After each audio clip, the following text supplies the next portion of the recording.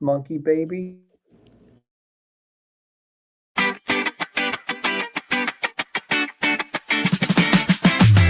This ain't your grandpa's ham radio, no sir. Grab your rig, hit the trail, mindset on fire. Parks on the air, we're activating the wire. Summits on the air, climb high, scream CQ, portable power. No shack, just me and you. Experiment wild, break the old rules. Contesting pile-ups, we're owning the fools. No age limit here, it's a state of mind. Kids table rebels, leave the boring behind. Heavy signals, crashing down. CQ, own the town. POTA, SOTA, contest roar. Ham radio, kids table forevermore. Beat, boot, bang, waves in the fight. This is our revolution, turn it up tonight. Kids table, not your grandpa's ham radio, your future on the air. QRT out. Good. I was actually gonna say something else other than boom, but I just said boom instead. Oh, okay. So Jim just apologized for streaming. He didn't realize that. He just did the mea culpa on his side. So, and I said, y'all should watch the kids' table and review. There you go. All right. Yeah. So review our live stream, please. yeah. Oh, absolutely. Hey, so do you guys remember? I'm going to date myself here. Oh, and by the way, good afternoon, everybody. Welcome to the Ham Radio Kids Table. It's another Wednesday night, and we are here with Frank and Jeff. But do you guys remember the Boom Goes the Dynamite guy? Yeah. Okay. That happened here in Indiana at Ball State University, which is one of the state schools. Mm-hmm. It's one of the big three here in Indiana. My wife was in the TCOM program at the time that happened. And my wife was the floor director of the Newslink, which was the newscast that happened on. Mm-hmm. And I apparently, although that went live and it was, I don't know if it actually went out over the air or if it was just closed circuit throughout the university, but either way, so that guy started stumbling, as he was doing the news thing, and then he just went, and boom goes the dynamite, right? And so that found its way to E-Bomb's World, or one of the cursors to YouTube, right? And then that got seen by Dave Letterman, who is a graduate of that program at Ball State University. And so that launched that kid's career by doing boom. There goes the dynamite. So, wait. Okay, hold on. Breaking news here, Tim. We need to bring on somebody right now. We need to find somebody bigger and better, because Joe Brett just showed up on Jim's stream. What? Joe Brett is on Jim's stream right now. Yes. Where's Shane when we need him? Actually, we don't really need Shane. I hear it's actually Shane's brother, Randy. That is true. And that is the cool brother. If I remember right, Randy still has a standing invitation to hit kids' table whenever he wants. Absolutely. So hey, Andrew, if you're free, go ahead and jump on in. So, but what I wanted to talk about tonight. So the it's funny how we're going to describe everybody. The Kentucky boys reached out to me, and we'll want to have one of them on here in a little bit. They got some family events, activities going on, so they'll get on here as soon as they can. They've got an upcoming camp out here this summer, a POTA Campout, and they're going to stage it in a park in Central Kentucky, and it's an open invitation. Now we've also had the Wisconsin Minnesota boys have done theirs, KB9 VBR Michael, which everybody knows, and I think Scout 75 and a bunch of those up there have done a POTA Campout. The Northeast boys have done one also with their POTA event, and I got thinking about it, and it's like I really think this is something that we should start try to do some more of. with regional groups and putting these things together. So I will say this: it might not be POTA directly related, but it is in a POTA park, and the contacts do get logged as such. Josh's camp out every year for his birthday. That's another. It's not a POTA event, but it's in a POTA park, so I'll count it as such. Yes. Speaking of the Kentucky boys, got Brent, how you doing? I'm sorry about the signal. I'm actually driving, so I apologize. And if it's making any sort of odd noise or anything at all, because I don't have headphones in, you let me know and I'll mute myself.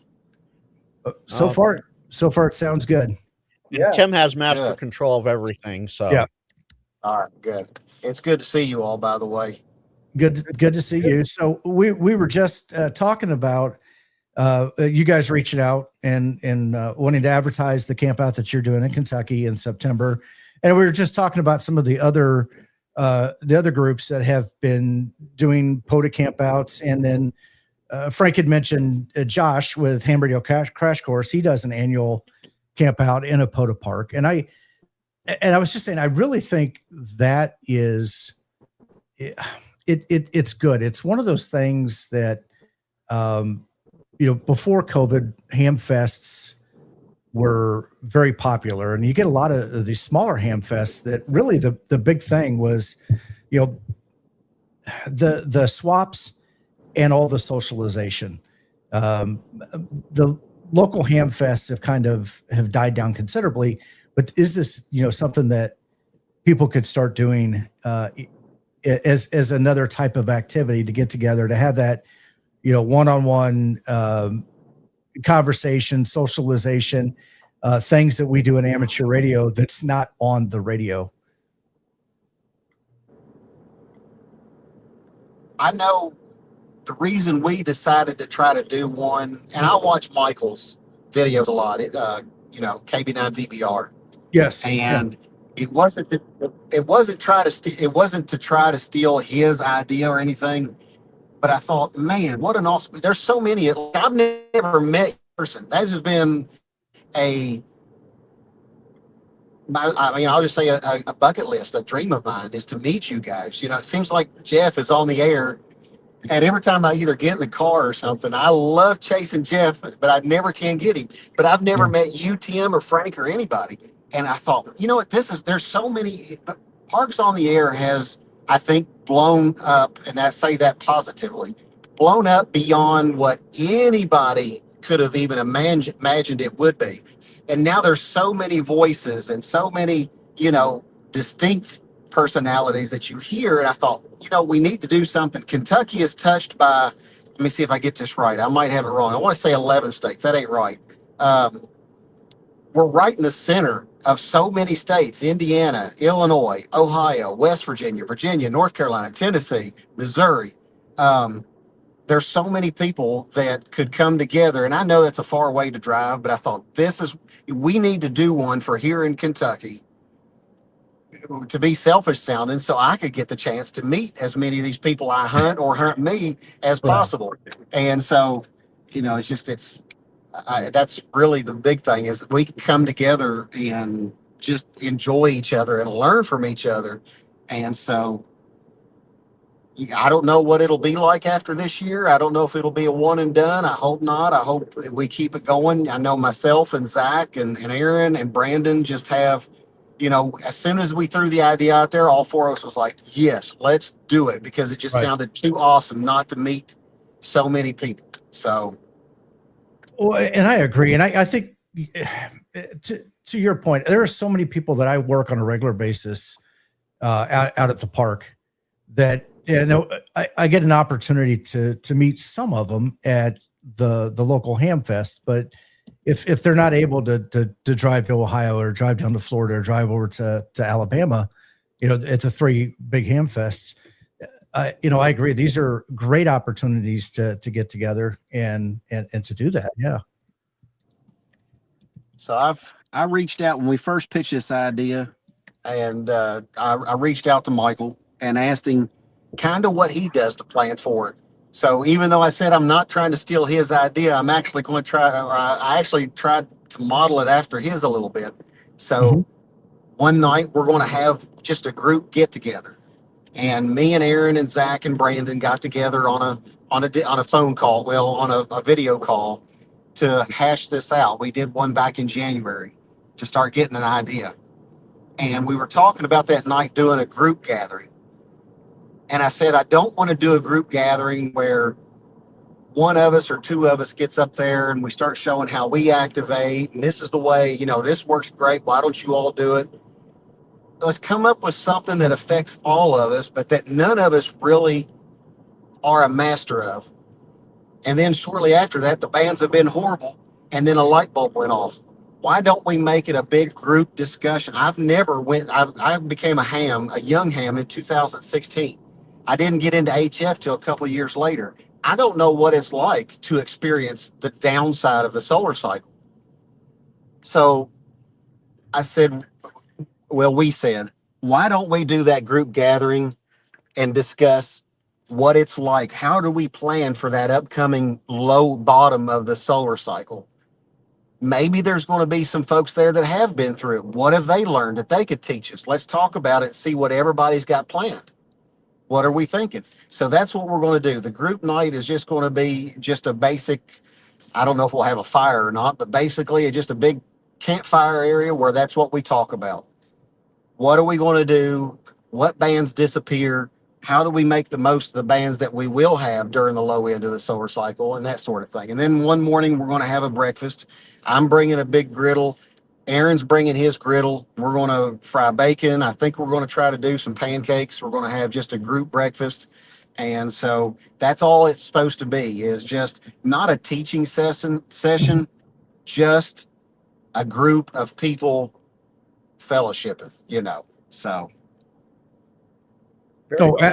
absolutely, and I agree. So I was just out at the More Expo out in Missouri, and we had a large contingent of ham radio operators there that we go and we camp together. And this time we did not do a POTA, but the last couple of years we've gone and done POTAs. But really, it was hanging out and having an opportunity to spend time together.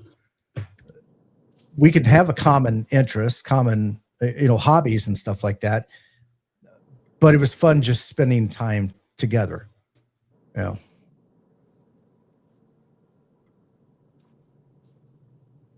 So, when is your camp out? It's in September. Is that correct? It is September, the weekend of September 25th, 26th, and 27th. Myself, Brandon, Aaron, and Zach, we've got a group, just a tent area. I think those guys are actually going to go on the Thursday night before, but I Okay. won't be getting there till the Friday evening, the 25th. And I think the other day someone said that the campground is now booked. I hope it's all POTA people. I don't know that it is. I'm sure there's local folks that have rented some sites, and they'll be in for a treat when they see a bunch of us there with antennas and stuff. But I haven't booked a site yet. But Aaron did find that I think less than 10 miles away is a really nice RV site. So Okay. I've got to do some research on that. But it is the weekend of the 25th, 26th, and 27th. I am actually looking for that email where you sent me the flyer. I'm going to jump out for a second. I hate to do this. I got to run in to Save a Lot for a split second. I'll be right back out. All right. All right, guys. Thank you. Yep.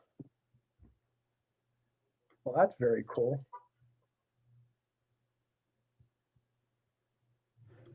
All right. Let's go ahead and move him out for now. Hey, Andrew, how you doing? Oh, I'm all right. You guys hear me all right? Yes, sir. All right. I was in the middle of setting up a bunch of stuff. No, I'm doing fine. You guys said POTA and camping, and I was like, I could do both of those things kind of okay. Yeah, there you go. So, part of the bigger thing before you got in here was I would love to see groups do something like this all over the country. It doesn't have to be every club. It doesn't have to be tied to a club. It could just be a group of 3 or 4 or 5 people that like to get together and do POTA, do SOTA. It doesn't even have to be either one. It could just be camp and Yeah. play radio. But I like what Brent was saying. And that does make sense. We are on the waning end of the solar cycle, and at some point we're going to be down. And what does that look like if you haven't operated in that environment? And I love POTA. I think it's a great, cool, fun activity that has really helped the hobby out and has brought a lot of people into it. And I don't want to see that kind of dwindle away when the solar cycle goes down. I want to be able to find ways to keep people going out and doing that as an outdoor activity. So here's the thing. No two solar cycles are generally the same. Yes, we have our high and our low, and that's about it. So what worked great during our last low 11 years ago, isn't going to work so great now. So we'll have to wait and see what happens. But, generally speaking, 17, 20, 40, 80, they all get better, especially 40 and 80.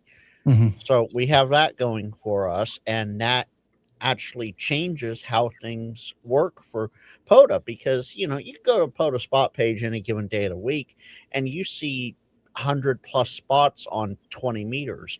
Well, coming into the solar minimum here, all those spots are going to be on 40, and that's where it's going to be.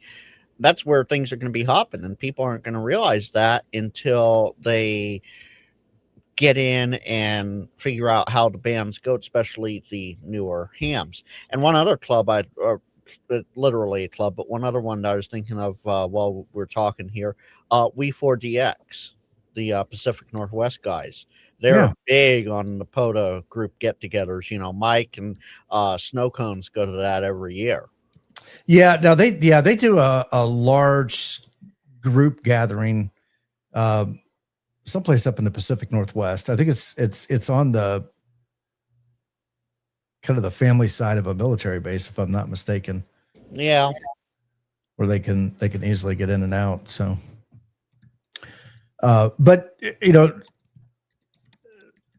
something else that thinking along the lines of how the band's got to react. I've always I take multiple ways to communicate. I have a couple different radios with me, a couple different antennas, and I also have a couple of different ways of modulation. So some people it might be voice and CW. Some people it might be, in my case, FT8 and voice. But it could be CW and voice, or CW and like FT8. Just having that ability to do a couple. So when one isn't working, maybe there's another one there to do it. And that's a good thing to do, even in a good solar cycle. So,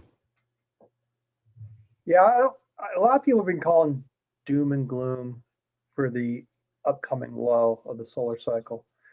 And I'm like, I got started in 2015, and as soon as I got my general, and then as soon as I got my not G90, my FT991, no alpha, I was on HF, and I was hitting all into Western Europe and beyond, and like South America. And I didn't know the difference between a solar cycle and a sunrise at that time. And I was just making contacts, and just threw my antenna in my backyard out, and I was making contacts. I don't think it's going to be that bad. It's not going to be as great as it has been the past 2 years, but deal with it. Don't put a gun to your head yet. It's going to get better eventually. You just have to wait it out and do other stuff, other bands. It will be okay, everybody. Don't you worry. Well, Don't you worry. I think you mentioned something there that's good. A lot of times people hear stuff from Facebook, the internets, that the band is bad, blah blah blah, and then they just they don't take the time to go out and try it, because they just assume Yes. that it's bad. How And then, it was today? Well, go out and find out. well, exactly right. Yeah, turn on the radio and listen. And so I think, unfortunately, sometimes that happens, and then that leads to um, that leads to the bands not being as active as they could be, because people have been they've shied away from it because of what they've heard, not what they've experienced. But now there's also this that you have to think about too, and this is where the solar cycle and how our sun works really interests me, and I wish I knew more about it. What is great conditions for me may be absolute crap conditions for Tim or Jeff or Jimmy down there in Texas or whatever. And then because it's all about your general area, not so solar conditions, what we see on the propagation maps and whatnot, those are gathered from one location. Well, that location may be saying, oh, it's poor conditions on 20, but I could go out to the park and conditions are great. I'm getting all over the place because I'm not in that location, and how the sun is ionizing the D, E, and F layers for my area versus there. And that's completely going to change with the solar minimum. Wow. Frank's been paying attention to Tamitha Skov. Listen to him go. Oh, no. I Tim, 24 years, almost 25 years in the hobby. Yeah. I know a thing or two. Yeah, you're channeling your inner Tamitha. That's what you're doing. Sure, we'll go with that. I wish I knew even. I wish I knew even a penny width of what she knew. Me too.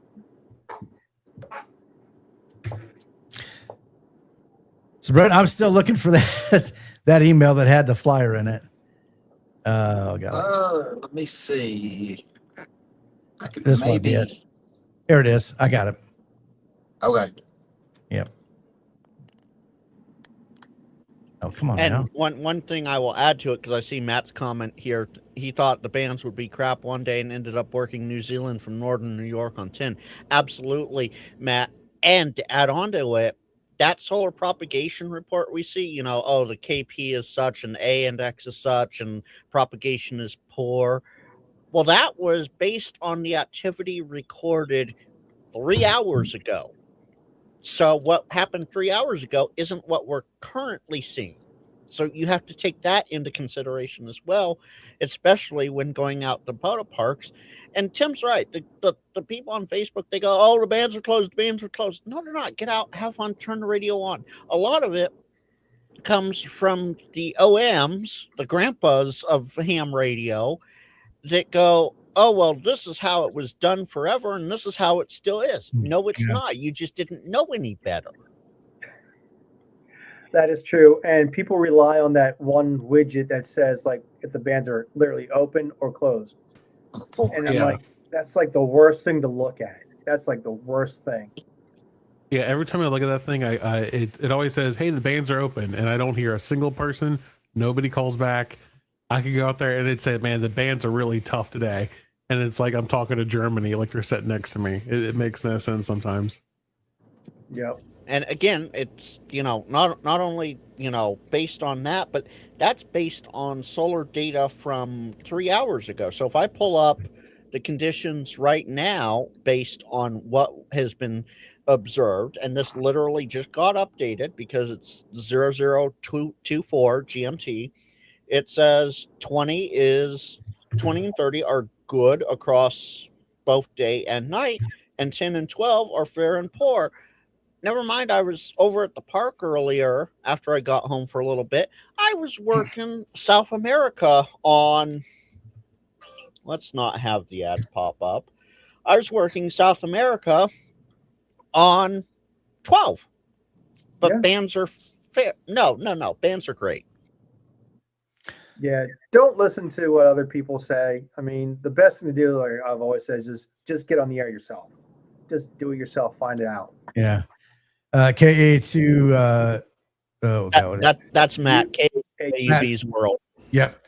Yeah. So we were experimenters. Give it a try. When amateur radio started, they didn't have propagation reports. Absolutely correct. And Paul says bands are always open. Who you can contact may change. And that's the whole point of it, Paul. Absolutely. And don't let anybody tell you the bands are closed, because it might not be easy sailing 5'9", you sound great, but you're still going to make the contacts. You know, last night I was on 40 meters, and there was storms going down through, I think, down in the Kentucky area, but the whole East Coast, you could hear all the static crashes, and I just kept making contacts right in between static crashes. Sometimes you just gotta roll with it and just gotta tough it out and do it. So I got the flyer here. So the first annual Kentucky POTA Campout. Very where'd it go? That was the magic of Frank. No, real quick though, Tim. Hollywood has the comment of the evening. What's that? Right.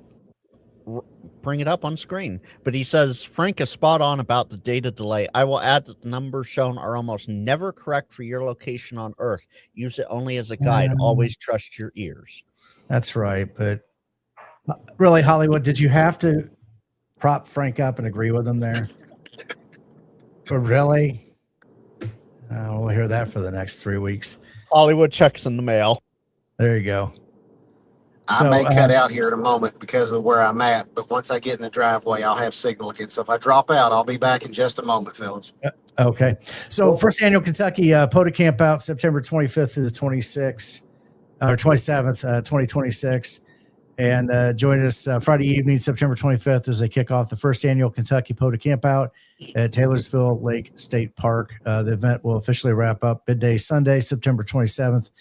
So, Brett, you had mentioned that you had heard that the parks was already full. Do you have an idea of how many people that might have, I guess, indicated that they were coming? I don't, and if I cut out, I'm sorry. Okay. There were quite a few of us that booked last year before the end of the year. Am I cutting out yet? No, you sound fine. Okay. No, I don't know a total number. I know before the end of the year, it was in the teens of activators that booked.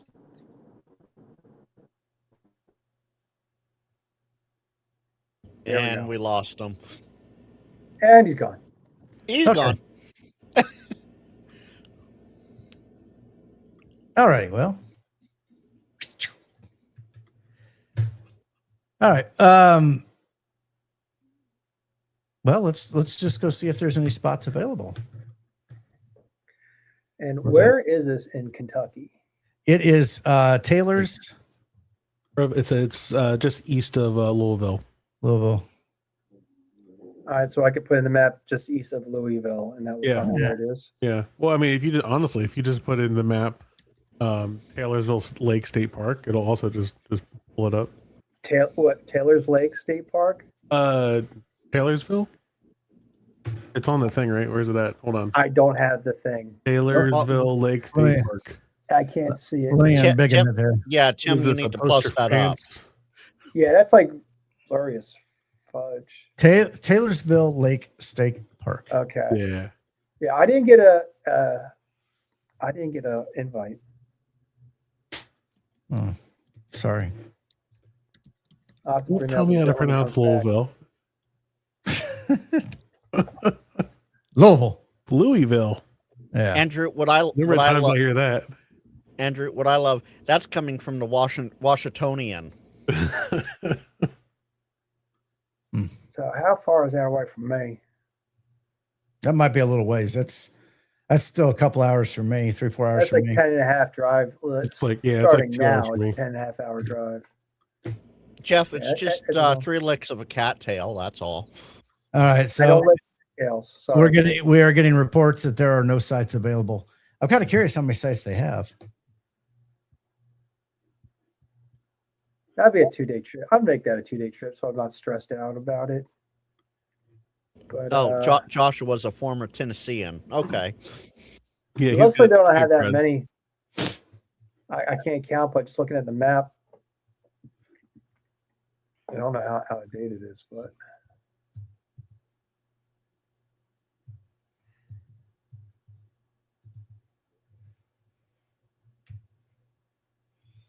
cool.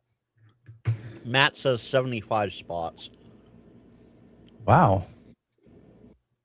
Didn't look like 75, but I believe him. Now, is that camping spots or is that? I mean, that's not camper spots, right? It has to be probably a mix. It looks like they have some.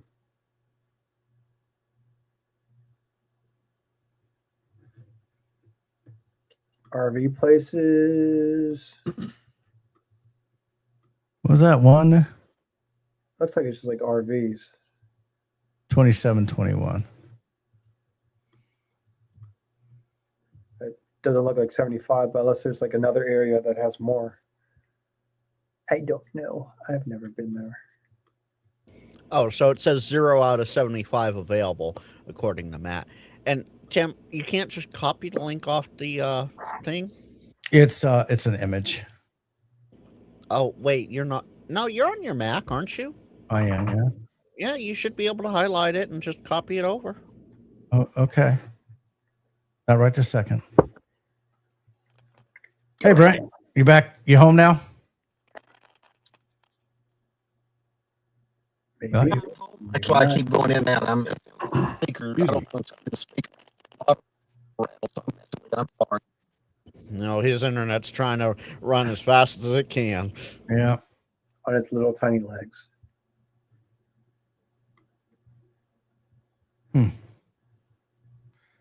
Oh, well, he was there. He's there. Oh, he's out. He's there. Oh. Almost had it. Almost had it. It's like Tell the old days. tell the hamsters to run faster, Brent. Man, it's like the old days where, you know, you had to go and get up and move the rabbit ears on the TV around and everything like that, just to put them back in the backstage there. So, show of hands, whose job was that when they were young? Yep. I don't want to fly there. Why is it giving me flying directions? I want flying directions. Go take a flying fart. Hey, now. Hey, now. What was the name of this place again? Taylor's what? Taylorsville Lake State Lake Park. State Park. It's east of Louisville, west of Lexington. Oh, look, I see Fort Knox. Where's the repository? Depository. Ooh, that looks like a pretty cool building.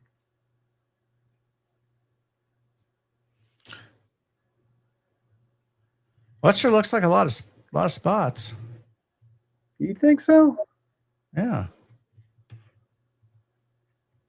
It's on the north side of that road, Park Road. Mm-hmm. I don't think it looks like a lot. I was like, I'm not counting. 1, 2, 3, 4, 5, 6, 7, 8, 9, 10, 11, 12, 13, 14, 15, 16, 17, 18, 19, 20, 21, 22, 23, 24, 25, 26. All right, Brent looks solid now. Oh, I there's some think double. I'm all right.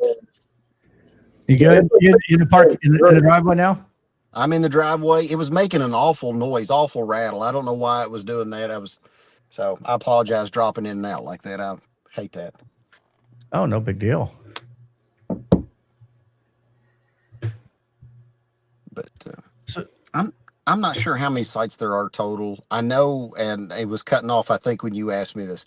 So there was about 13 or 14 of us that reserved sites just before the end of the year when we first announced we were going to do it. Let's see, myself, Brandon, Zach, and Aaron decided to do a group site. And I think since then, Patrick, and I'm throwing out names, I should throw out call signs. Brandon, Kilo, Zulu 4, Charlie Papa. Aaron. Oh, we is know K- Brandon. Okay. Aaron, you all know Aaron, I think, too, as well. KQ4HZK and Zach, Kilo 4 Zulu Sierra Romeo. We decided just to do a group tent site together. And then the other day, We're going to have Patrick join us, KY4AX. So there's 5 of us on a group site just together alone. I think Betsy, Betsy W4AA and her husband, they're going to be there. Let's see who else is coming. Gosh, now that I'm on the spot, I can't think of everybody.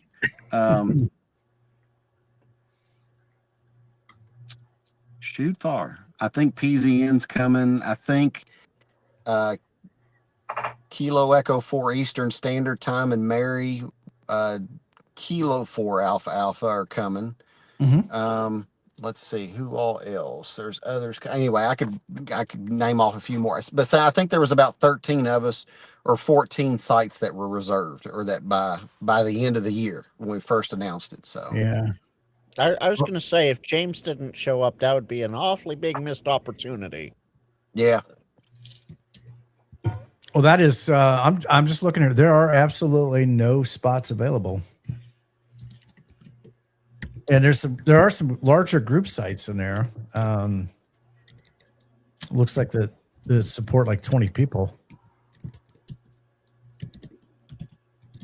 But and I've got to sit down and look at the map. Zach was the one the other day. He said that there was and I might have sent that to you. I can't remember.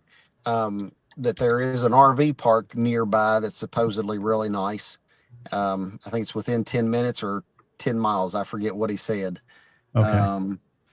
Let's see. I've got to sit down and look at it. I've been so busy trying to make coils for Hamvention, I haven't really got to look very good like I should. So,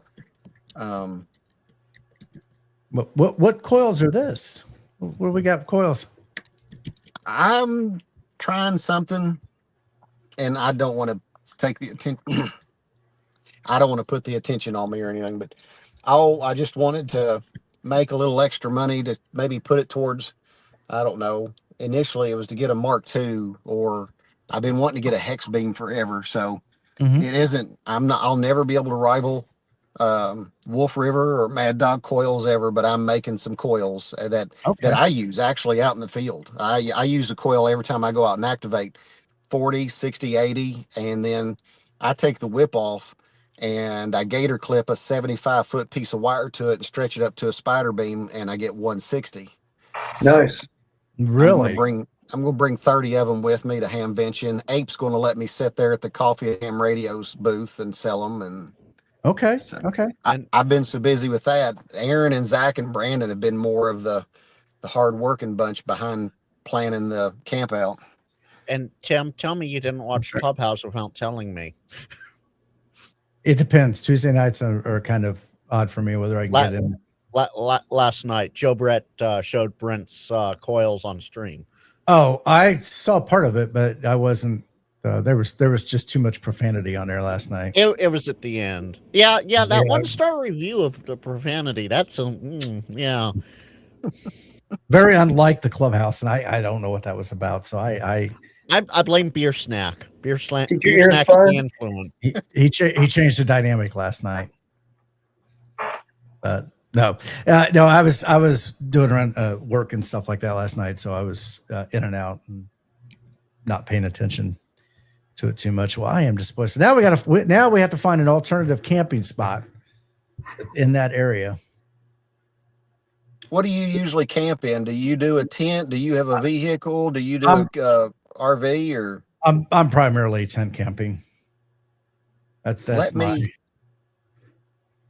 me see. I don't know what kind of space we have. There's no reason to find something else. If we've still got the group, I don't know how many can set up on the group. I mean, I'll get back with you. We'll see what kind of room we got. There's no reason to have to find another. Okay.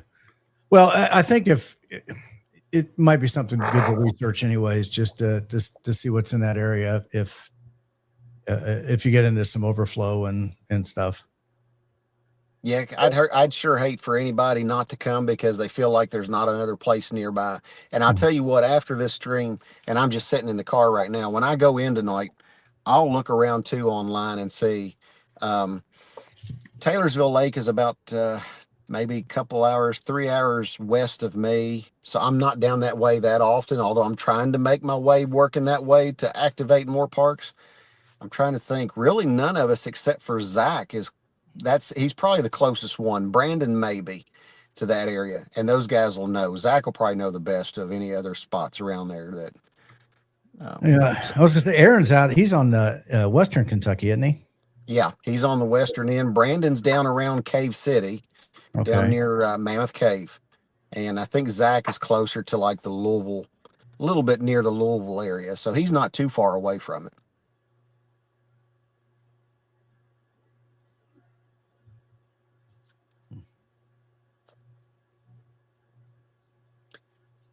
But we're excited about it.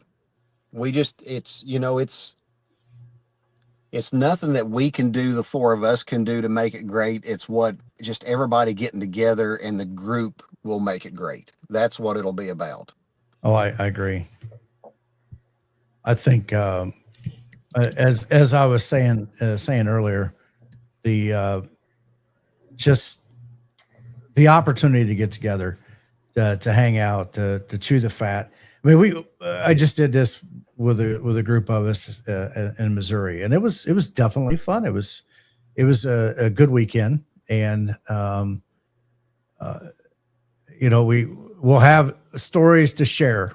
Yeah, 10 years down the road, we'll be. Remember that? Well, a funny story. I don't know if you guys saw it. Digital Ranchers live stream that night from the tent. We started talking and even showed some pictures of Bill, Ham Radio Tectonics Bill, in his tactikilt. That he goes over to take a shower. He comes back and he wore a kilt to go to the shower house. And next thing you know, we're making fun of him, and we've got a great story to tell for the next 10 years or 20 years of that. So always a good time.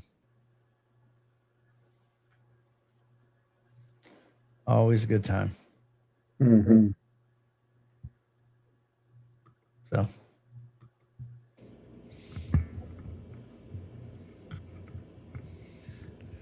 Wow, the silence is deafening. Yep, it is. I'm trying to figure out what's going on in chat. Talk about G1M.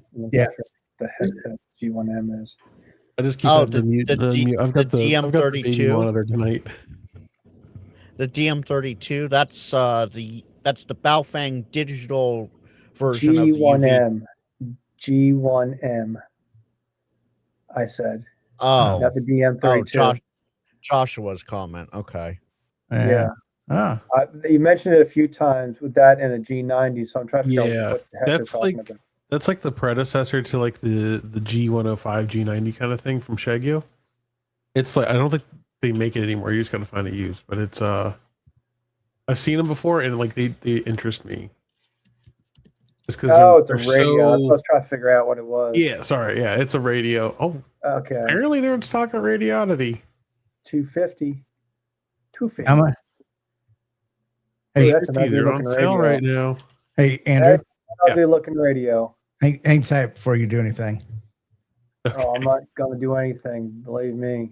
Yeah. All right. So, Brent, you said you reached out to Michael, KB9 VBR, and you guys had a conversation. Any good advice from him on doing these kind of things? Yeah, there's a lot he gave me.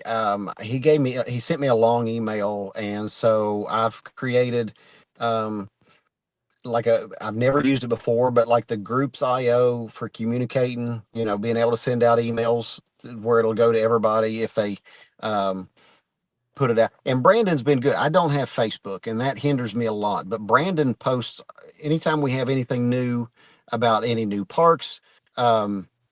If I take a park out of the system, if there's something that closes a park or whatever, but about the POTA Campout especially, he puts it on Facebook. So when we did a groups IO, which was Michael's recommendation, we put that out there. So that was really good. I don't know.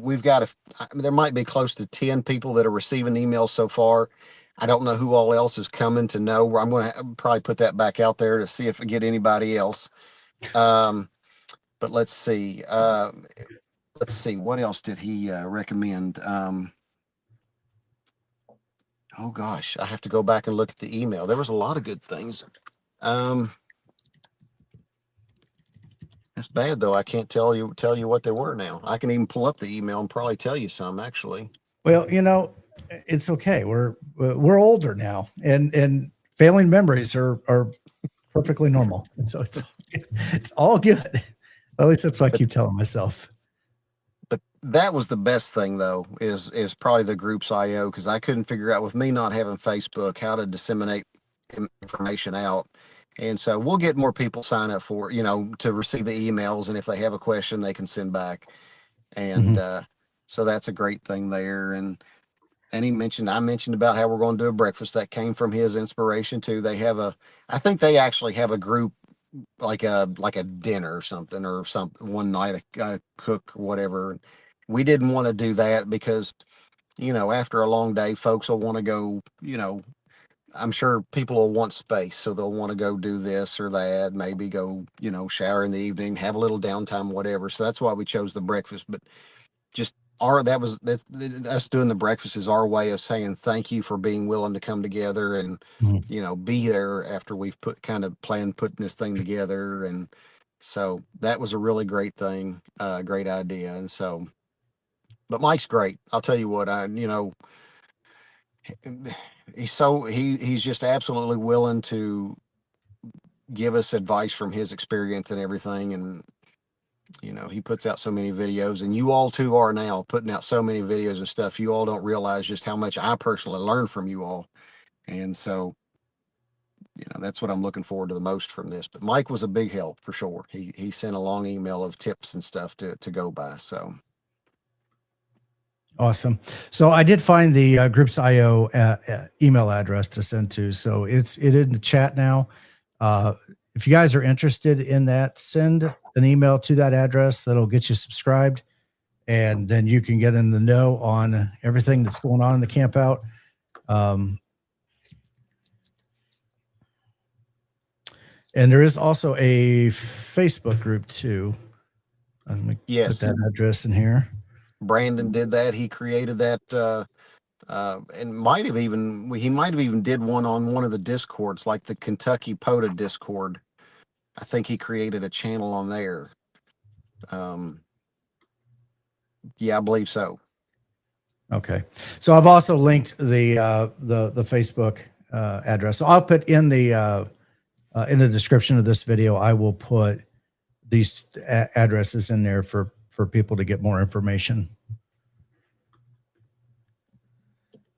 We just hope we picked the right time of year. That was what we wanted to do. Not during the hot months, not during any cold months.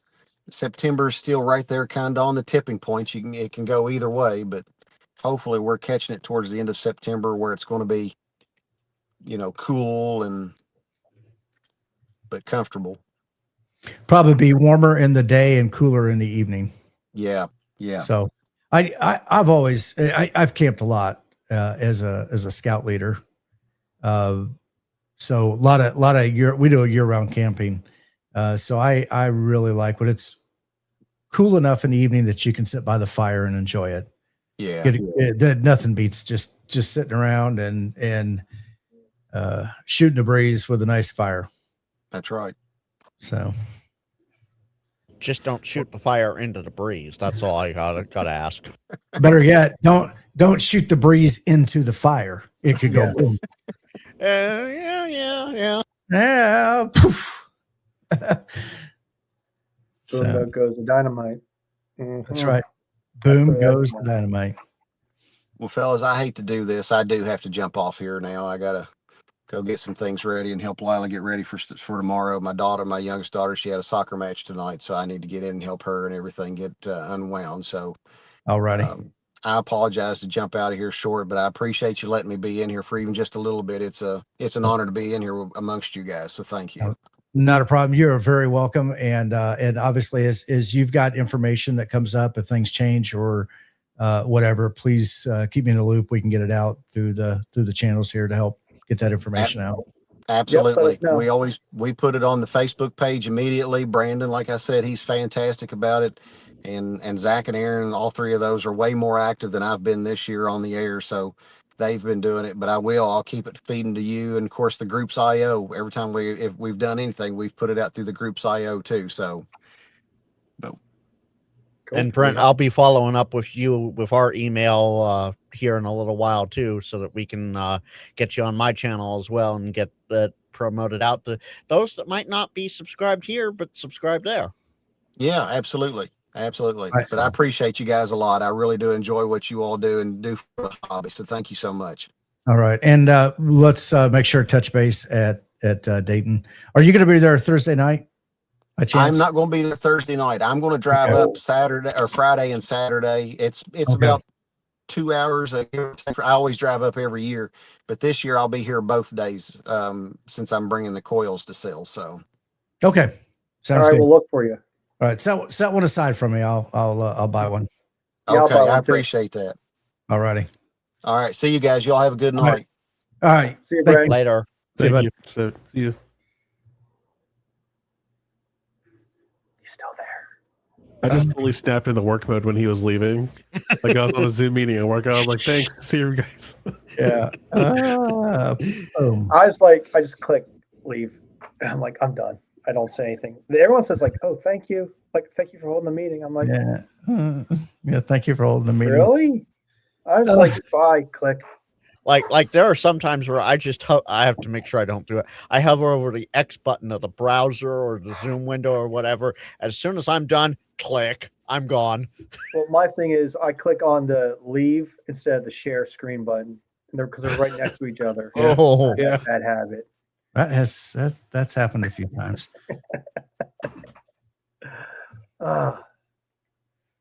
Yeah. So, well, I am interested in that, and I know it's. I'm not sure if Sean was it Whiskey 9 Fox dude tested. yeah. Ham radio dude. Mhm. I know. I think he was talking about doing something. Also, and maybe it was just daytime get-togethers or something like that. Also in the northern Illinois region. But all those things I'm interested. I mean, for me, if I'm traveling, I would rather camp somewhere so it's not, drive 5 hours during the day and then do that, have to drive 5 hours home. Yeah. So- Definitely a weekend kind of getaway is very more desirable than driving a whole bunch of distance for one day and then coming back that same day. Mhm. Yeah. I really want to start camping, and I just don't have the means to right now. Kind of. I mean, with my element, I could probably camp in that, but it has to be built out and everything. But I want to get an RV or a trailer camper, like teardrops and stuff like that. Just no room to store it. Yeah. Jeff. Rule number 1 of overlanding camping: never have an external vehicle. So like a fifth wheel, that sort of stuff, forget it. Do it inside the car. That way you can get from your sleeping spot to the driver's seat without exiting the vehicle. And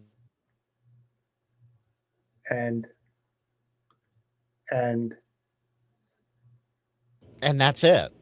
Oh, because you said driving. It sounded like you're going to continue on. No, Waiting you for you to stay continue safe on. by going from the sleeping quarters to the I would always be safe. without getting outside the vehicle. As Kyle KA was it not K AA0Z Mhm. said Mhm. in this video today, it's his self-defense device. I have a Yeah. self-defense device, so Yeah, still, I'm not you scared. want to be safe. So that's how you do I would it. be safe. I would be very safe with my self-defense device. That's right. Well, only camp in states that allow self-defense devices. Yes, I would not camp in anywhere in New England, New Jersey, Maryland, no. Illinois. California, no. Illinois.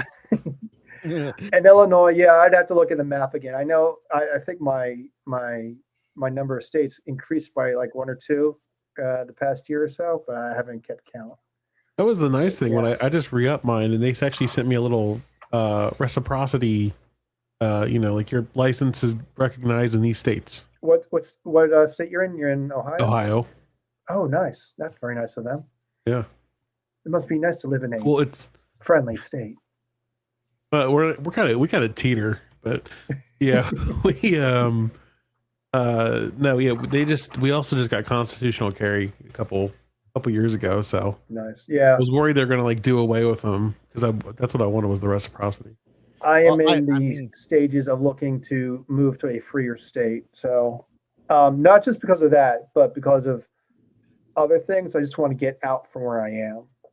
well, I mean, Jeff, like Jersey, California, and a few other states. There's a reason why Ohio has to have the pew pew happiness going on. They got the evil on both Well, sides.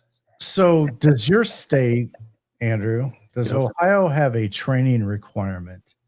For the license, yes. For the Okay. constitutional carry, I have not looked into it much, but I don't think so. Yeah. So that's Probably the And I disagree heavily with that. well, so in Indiana, and I think the difference, the states that recognize Indiana's permits are the states that have training requirements. I'm sorry, let me rephrase that. The states that do not recognize Indiana's gun permits are states that have training requirements. So Indiana didn't require it. All you needed to do was show that you were a proper person, and then you could get a permit. So I have a lifetime permit. Now they are constitutional carry here, but for any kind of reciprocity, I still have to have that card to take with me. So Same. in the big scope of things, my kids are not required to have the mommy may I permission slip, but until there's some form of a national reciprocity and I don't even know how this would work but for example, they go to Ohio to visit. Are they covered under Ohio's constitutional carry if they're not residents of the state of Ohio? As long as they're a proper person, right? I would, assuming, which you should not do in this case, you should look this up. Yeah. I would assume yes. I I haven't not looked into it because I have a license, so I don't really. Yeah. Not really reason for me to look into it. You know, Yeah, it's interesting since we Bricker started says this yes. I think Bricker's in Cleveland. Yeah. since we started this convo, we dropped 4 watchers. Okay, let's Uh, We went, I put it in we the went chat. from 20 down to There- 16. wait. Look, There's in the more. chat, I mean, Clear- now clear there's a Balfang. topic shift. clear yeah. bell thing. But yeah, Come clear back. Balfangs. People are starting to get those. I'm Oh, sure the that YouTubers actually have put us up to received 18. those. Well, we have more than that. We've got people watching on X. We've got people watching on Twitch. We've got Oh, people watching on Facebook. I'm only watching the YouTube side right now, so I'm only Yeah. seeing that side. Yeah, but camping, I want to do camping. I think camping and POTA make a great combination because then you don't have to leave the park when dusk comes Yeah. and That's the park true. closes. You're in the campground part of it and you're there overnight. So you could get up, say you wanted to do the late shift and the early shift, you could do that there easily. So that's always a promising thing. And then just being there and say I could go down to Love's Pond State Park, which is like a 15-minute drive away from me. Let me get that And to camp focus. there at their campground. What are you doing there? Trying to get to focus on my number there. What is that? Is that That's a cool number. My serial can't number is see it. 10123. You got a lower number than Josh did. Well, You got I two. I paid for something. mine, so Well, I guess the free ones they give away to the YouTubers, they all have a higher number than the people that buy them. yeah. You know, well, now I'm curious. I think probably what happened is that the orange starts at 2501. Oh, that could So be. I- He I'm had thinking of the 20, low I think he had numbers are- 24 something Yeah. with an orange. I don't know. Okay. I think it was, Yeah, it was maybe. like 2000 and something in the roughly in the middle. In Yeah. the middle. Yeah. So, KMRD had one. He had his video come out today, or well, it's publicly today. It might have been private for members only, but he didn't show his number. It's like, okay, out of 5,000 units, do you really need to have a really low number? Andrew, your number is kind of cool. It's not that it's the number's low. It's just like 0123. Like if I Yeah, had 1 2 3 cool 4 number. or something like Yeah. that, like I would still think it's cool. if I got like 1313, I'd be like, damn, double Yeah. one. Oh, no, But, no. 0666 or 6969. There's only 5,000, so that doesn't Yeah, work. there's no 696. So Okay, I got a Google's clear good. one. Now, do you have a clear battery too, or is it just a clear? No, Just a that was They have Josh black did the same batteries. thing in his video. I think I said made the same point. Was your But it is a your USB-C antenna's clear though, battery. right? is The that antenna's clear. Yeah. Yeah. So okay. it's white clear and the orange clear, Yeah. and they have matching antennas, but their batteries are black. But the batteries do have a USB-C port Yes. for charging, Yes, So- they do. so you don't need the cradle. Here's I'll my be honest, I didn't even notice when I made my video. I noticed So, that. Andrew, that fancy device that you have sitting there screening around at 1 frame per second, Yeah, you could always every make your 10 own seconds. battery pack. I could. It's clear. I need to get clear filament then. so Yeah. See, there you go. They I make them. Andrew. Yeah. If I can get Frank to shut up long enough, I have a 3D hand scanner that can scan devices, so I can make models to print realistic size models. But actually, what I wanted to do was take something, something like the UV Pro here, and make my own clear case or my own colored case or my own glow in the dark case for it. That would be cool. Yeah. Yeah, And and our case would be cool.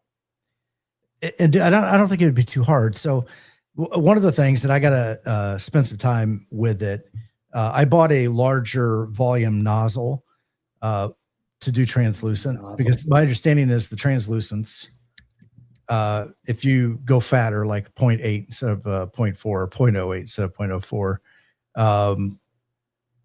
and then print much slower, it will allow that to mold or meld together better and create a cleaner translucent image or panel.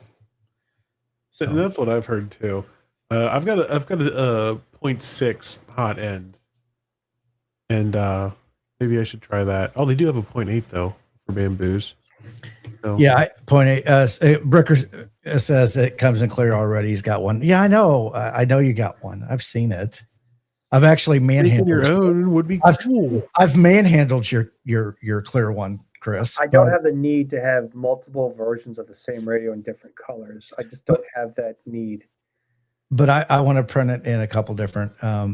Yeah, get a resin printer. That's something else. I just don't. I don't know if I want to put a resin printer in here. I mean, with all the fumes and everything. I got a buddy that he's got like 6 printers, and he's got a couple resin printers, and the stuff he has to go through to like wash the print, then cure it, then all this stuff, and then he's got all this extra resin he's got to dispose of safely somehow. And it's just like, that sounds like such a headache. Like, I'm good.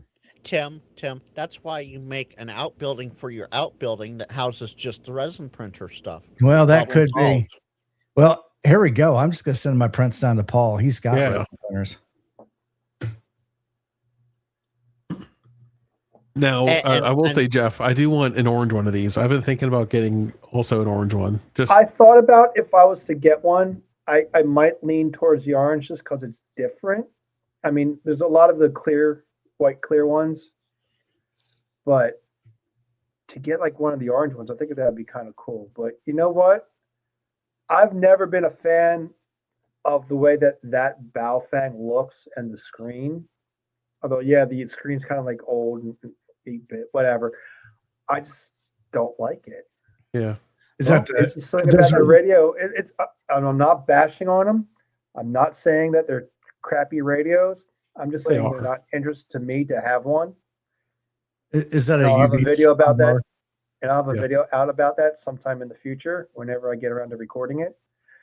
But they're great radios, and I think it's a neat thing to have the 25th anniversary, because I saw how it comes and everything, and so I think that's pretty neat. And I think it'd be neat just to have that orange one, just because it's orange and it's clear, and there's not many radios out that look like that. Some of the other radios are either clear or like some of the new Baofeng Mini UV5Rs.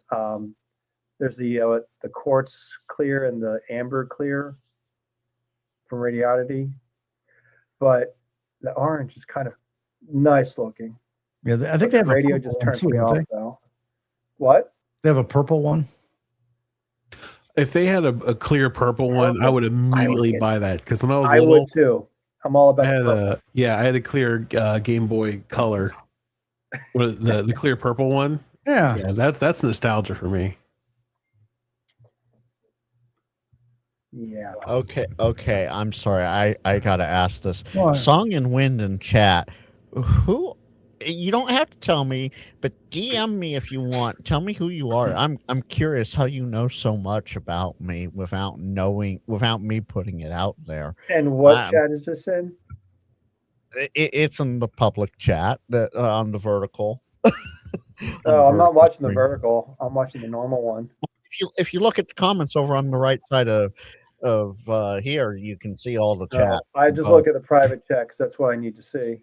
Well, Tim needs to look at the private chat. So What are you talking about? And if it's a she or a he, I don't know. I'm gonna guess it's a she because Song and Wind. I guess it's a female. I don't know, but they're right. You should get your extra. All of you should get your extras if you don't have it. I'm happy in general. It really doesn't add a lot for me. So Well, there's people that are happy that they're technicians, and they're happy with that. But Yeah, Mark just came in there and Oh, said howdy all. So I'm like, we- yay. Hey, Mark. we have a But- Boondock Echo. But Echo. It's Z and Zer. Okay, that's fine. But yeah, they're right. You should get your extra. Everyone should get their extra. I understand that I never had any desire to get my extra for 10 years. Yes, I never had my desire, but once I decided I had that desire, I'm like, I am so glad that I got it. And tell you the truth, once you do get it, you will be very happy too. I promise you, you will be very happy. And if you're not, I'll give you $1. maybe I dollars. was You have to be ecstatic honest. when I got honest mine. because I don't like the BS. But I think people should update or upgrade. Besides that, I'm a VE, and it would give me something to do if you came to my VE sessions. I just like to see people get into the hobby and be able to use all of the frequencies in the bands that we've been given to use as amateur radio operators. By the way, speaking of upgrades, I haven't seen him in chat here tonight yet, but for those that don't know, on Monday we had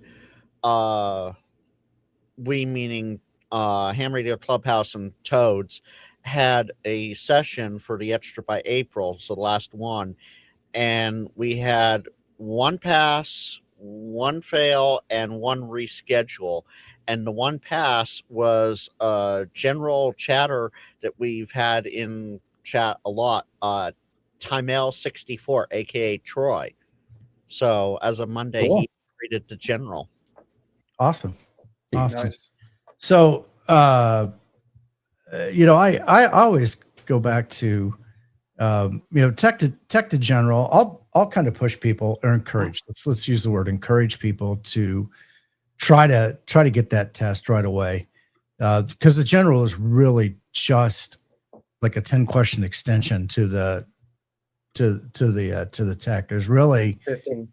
no. What I mean is 10 questions. As it's basically the same material, just a couple. It's about 30%. We say it's about 30% crossover. Yeah. And we do recommend that technicians do get their general. If they're not ready to get then we say, since you're in study mode, to keep studying. You don't have to use it. I didn't use my general for like two and a half months or so after I got it because I didn't have the radio. But people still believe that you can't get on HF as a tech, and you can. And we always say, well, 10 meters. I remember, I can't remember the guy's call sign, but he had a channel on YouTube, and he was a technician in Texas doing parks on the air on 10 meters, and he was making contacts and activating parks. And if he could do it, anyone can do it. But there's just this misconception that a lot of people have, And that but still, if you want to get on more than just 10 meters on SSB, then please upgrade. Well- we would love to And VEU. to add on top of that, techs have more than just 10 on HF. Yeah. 10 is the only sideband, is the That's what only I said. voice. And just to make sure I got it right, 15, 40, and 80 meters, techs have CW privileges. So that's a good Yes. way to get into the hobby as well. That's not And- really saying a whole lot, because the fact that a tech going to CW right off the bat is, it would probably be that's easier for them to get extra than it is to learn CW. That's why we recommend, if they want to get on more than 10 meters on HF, then to upgrade, so then they could get onto SSB on all the bands, all the HF bands, not all the complete band, but they can still get on all the bands, at least a section of it.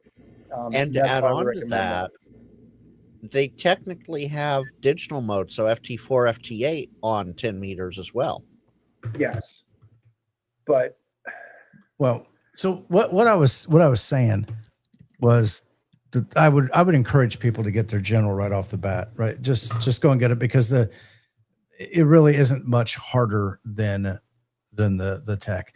The extra, you got to know your why. You have to have a reason to want to do it, because that is a commitment to do it. And if you go and do it just because other people are pushing you into it, you may not like it when it's all said and done. If there are things that you want to do, and let me preface this, bragging rights is perfectly acceptable reason to get your extra, right? To say you're an extra, but having that why is it you want to do contesting, and that opens you up to parts of the world that others can't communicate in our 40 and 20 meter bands at wherever it is. I think some of Europe, they have to, most of their people have to be below like 225 or whatever it is, and that excludes people that don't have an extra. And so there's that. That's one reason. Maybe it's that you want to use those frequencies because you want a POTA, but you don't want to have to do it in the general portion of the band. I mean, there's a variety of reasons. In my case, I went from tech to extra in a couple weeks, just because I was already familiar with the material. It was something I'd gone to school for. I'm intimately familiar with RF. So I did that, but I actually I had to change my call sign right away, because I used to have people that would argue with me because I had a brand new systematic call sign, and they're like, "There's no way you're an extra." Whatever, dude. yeah, I have Jim, a friend that got his extra. He got all three, I think, within a short period of time, if not at the same sitting. I've seen it done, and I have seen people, what's called the golden unicorn. And I've said it before, it's when you pass all three and you get a perfect score on each one.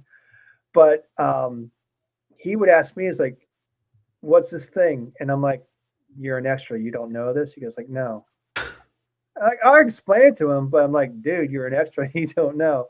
I understand people get their license that way, and I'm fine with it. If you could study the material and pass all three exams, either in one sitting or in a very quick amount of time, that's awesome for you. That is awesome. It does help. I think that I do recommend that people get their tech and general in a short period of time, at least, so they get experience. They have the experience or the ability to get on and explore more in amateur radio than just a technician. You don't have to get a HF radio right away, but you have the option to, and it's always good to have options. So I'm gonna say two things here, Tim. To the people that were saying that there's, you have that systematic call sign, you can't be an extra. I snub my nose at them, because those are the OMs and the grumpy hams and whatnot that don't know any better. Your call sign's awesome, don't get me wrong, but you could have stuck with that systematic call sign. And also, I noticed here, Hollywood said Okay, it already scrolled off screen. But he said something. He went from tech to extra. Me too, Tim. Tech to extra, and Hollywood. You were born with the knowledge. You had all that knowledge. You helped Marconi with the first testing. So you doing tech to extra. That's no surprise. Well, I mean, I think honestly, it's really what Hillbilly Ham said is that your license is your actual license to learn. Yeah. You know, Yeah, I've we seen tell so that many people that too. so many OMs, you know, and grumpy old farts that say like, you know, like, oh, you gotta know what this is. You can't just, you know, memorize the questions. It's like, you know, we're amateurs. We're not professionals. Yeah. And there's something about the way that individuals, I'm not gonna say all individuals, but the way that some individuals teach the extra classes that they might provide to like group members or club members. I partook in 2 times these extra classes that club members were giving others that wanted to upgrade, and they just went so far into the deep end of theory that when I was actually studying for the exam, I'm like, I understand these questions and why they make sense, or at least I memorized a way that makes sense. But the stuff that I remember seeing on these training classes, they didn't make any sense to me. I didn't understand a thing they were saying. But I did use handstudy.org, and they do have a thing where it explains to you why the answer is what it is. But also there's clues in whoever writes the questions, there are clues in the questions that tell you exactly what the answer is, but you have to know what you're reading. I guess that's the best way to say it, but I figured out, like, if I saw a question, I see what it was saying, and then went through the answers. There's only one logical answer that made sense. And the fact that, like, it says, like, I can't give you a good example right now, but it says, like, if you want this thing to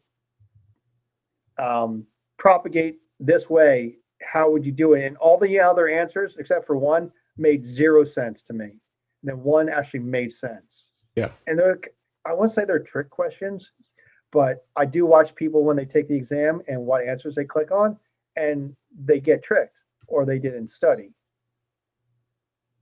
And I'm not going to bash on any other methods of studying or other sites that make money off of it.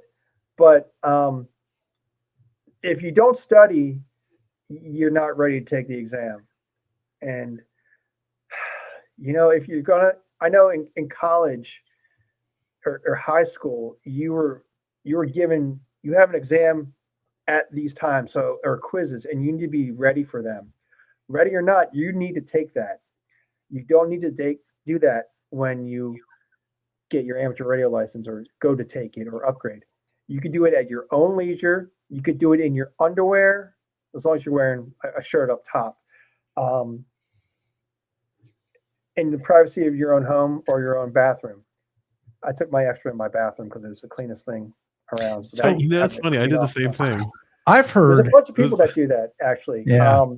Because one, it's private, and two, there's not a lot of stuff. Like, my desk is a mess, so yeah, I would have to take my arm and go. Yeah, but now everybody knows what kind of toothpaste you use and what kind of deodorant and stuff like that. That's why you have cabinets in your bathroom, Tim. Well, that's why you use your downstairs bathroom that has nothing on there except for soap and a towel. Yeah, but, bathroom. There you go. I did my online general in my basement office at my old house, and it was a snafu because they're like, "Well, there's a corner back there. Can somebody be hiding back there?" And I'm like, no, I guess somebody could be cramped back there, and they're like, okay, now you gotta put your phone away. So I just took it, just chucked it behind me. Well, real quick, a big welcome to everybody that just joined from FEP Labs Radio. Yep. Hello, thank you. Yes, welcome to the party. Jody said, Big Jim released us. Yeah. But I forget where I was going with this, but yeah, we do check to see that we have found people actually in the section I was in, but not the same room. There was someone hiding underneath the desk giving the answers to the person. So we ask people to take their webcam wild. on their laptop, or if it's disconnected, to show above them, underneath where their feet will be, around the room to see everything, and the corners where the ceiling meets the walls. They were just looking for anything that might help. You never know, someone could have installed a camera in the corner and they're watching from like back there, and you never know. People will find a way to cheat. I mean, if you study, you don't need to cheat. If you study and you're prepared and you're ready to take the exam and you know you're going to pass, you don't need to cheat. I But never. yeah, I've heard other stories of how people are cheating. So we're just trying to make it. We just want to make sure that you're not cheating or have any like notes on your sticky notes on your laptop or anything like that. We just need to make sure that you're doing this honestly. Let's bring this, Tim, real quick. Let's bring this around for a second for the new people that came in. Cooley, who just came in as well, just asked, when is the camp out? When is It's the September? September 26th, the weekend of September 26th. So I will, yeah, what was I going to, I was Post those gonna do links something. again. I will, yeah, let's get those links posted again. You post the links, we'll keep talking. So you Yes, can you do concentrate that. on that. But there are some VECs that I strongly do not recommend because they treat people like they're like the worst thing on the planet, and they're a waste of their time just to be there to test them. They're a 4-letter VEC, and if you know what I'm talking about, you can go to their website and see the craziness rules they have on there. But then there's like other VECs that I think I call mine the most friendliest VEC there is, and I always recommend people come to my VEC. We have sessions almost every other day, sometimes every day.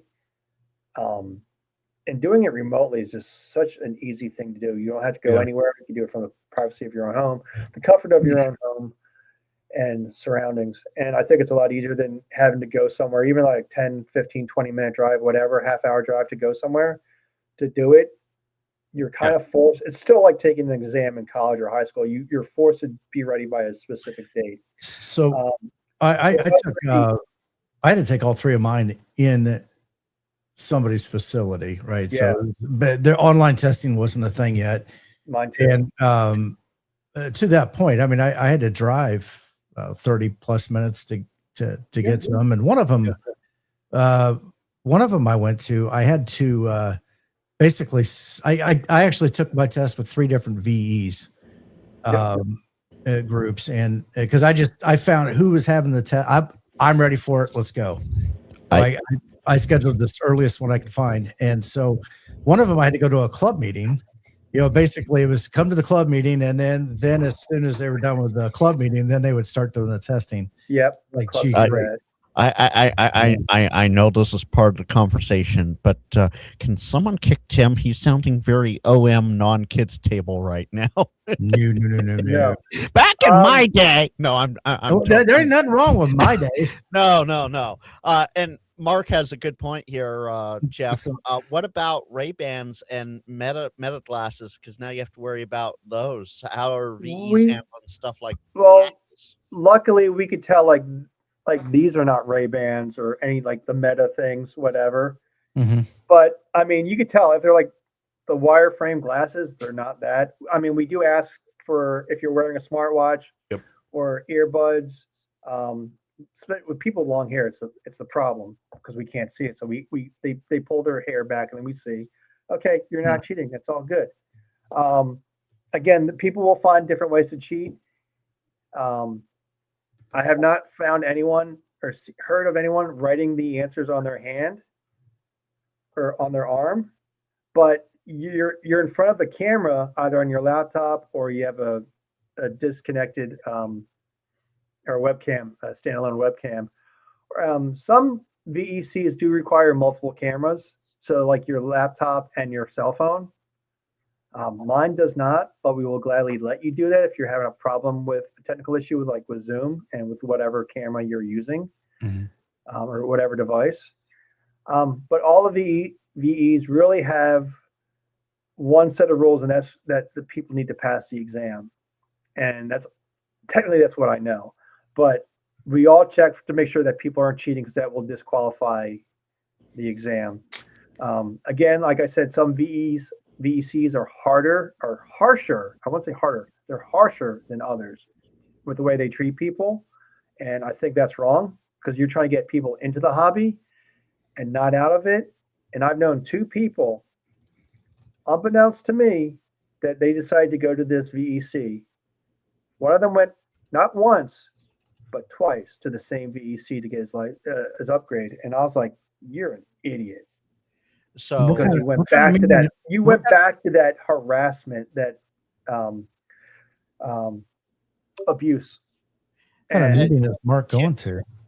Tim, it's a boondock meeting. Remember, it's morning time for most of his crew right now. Yeah, Except for that's him true. and Casey, it's morning time. And I saw Julie in there. Hi, Julie. You Yep. better get your extra soon. Yeah, I'm not this one to extra. talk, but you better get your extra soon. And this ADHD live said there are 4 better reasons to have someone hiding underneath the table. yes, there is, and I know exactly what you mean. But you can do Oh, that now watch out. after. You can do that after you pass the exam. Okay. That's right. That's right. It's a celebrate. celebration. You can Yeah, celebrate celebration. after the exam. Pop But, the champagne bottle after the exam, right? the reasoning for when they did the in-person before the COVID and the remote exams, I had to go to the local large hospital near me. It was literally across the street from where I work too, but it was like a half-hour drive. Wasn't a big deal, but it's a staged, timed event where you had to be ready for it at that time. With an exam, a remote exam, I knew at least the day before that I was ready to take my extra, and I scheduled it basically as either that night or the next morning to take the exam that night. And I knew I was going to pass. I still studied during the day. Campstudy.org. It's free. Yeah. Sign up for an account. It'll track your progress. And once I knew my progress was there, I started taking practice exams, and I started passing and passing and passing. And I knew I was ready. So I scheduled it at that time, so I didn't linger. So the information didn't linger in my brain for too long. So there's in case it something fell to be out. said. When you're ready to do something, do it. Execute, Yeah. right? Don't because some people will get so wrapped up in their head, right? Yeah. And they'll become their own worst enemy. Yep. So if you can do it right that second, and we've done it. We last year at down on the mountain, somebody wanted to take an exam, and Steve, K4AFL, Steve. KL4AFL, yeah. KL4AFL. He's a VE coordinator, whatever, and boom, there we go. Yeah. We got him registered on exam tools, and You just need 3 people. there That's were all you need. 3 of us there and a laptop. And There were more than 3 there, but Yeah. but I mean, no. We went off away from the group. So, but there was 3 of us there. You need, the VE. Frank, Yeah. you need V's to have a I know. session. Yeah. I know, but what it was at the mountaintop. It's Huntsville. Of course, there's going to be a multitude of VEs, is what I. Yeah, there's probably a couple hundred VEs up there. Yeah, Yeah. and this By the time the ADHD fun's done. life says my goal is to have general by the end of summer. All I have to say to you, and Jeff will echo this: set a date. If you want to Yes. have it by You need a August goal. 30th, set that. Schedule the online test. Go online, look it up. Go August 30th at this time. Schedule it so that you're on the books, ready to go, and that is your deadline. Yeah, and if even if you don't have a deadline, but you have a general deadline, like by the end of summer, well, there's no better time than the present to start studying. So All it takes is a minimum of 15 minutes a day straight. Do it consistently, going through hamstudy.org through their study mode. 15 minutes a day, whenever you have a free minute, do it a half hour. The more you do it, the more it's going to sink in. But if you do it consistently, maybe by like June, end of June or July, you'll know you're going to be ready, and you'll take it even earlier than the end of the summer. And then you can get out, do parks on the air during the warm weather, enjoy all the HF bands to get onto, and you'll be happy. So Jeff, now I know this, Josh, on the Ham Radio Crash Course Discord, they have their VE team available, and I know he has said it. Reach out to them, get in there, make your intention known to get an exam, and they can generally pull something together for you pretty quickly. How can people find your VE group, and what's a good way of getting a hold of you guys to schedule an exam?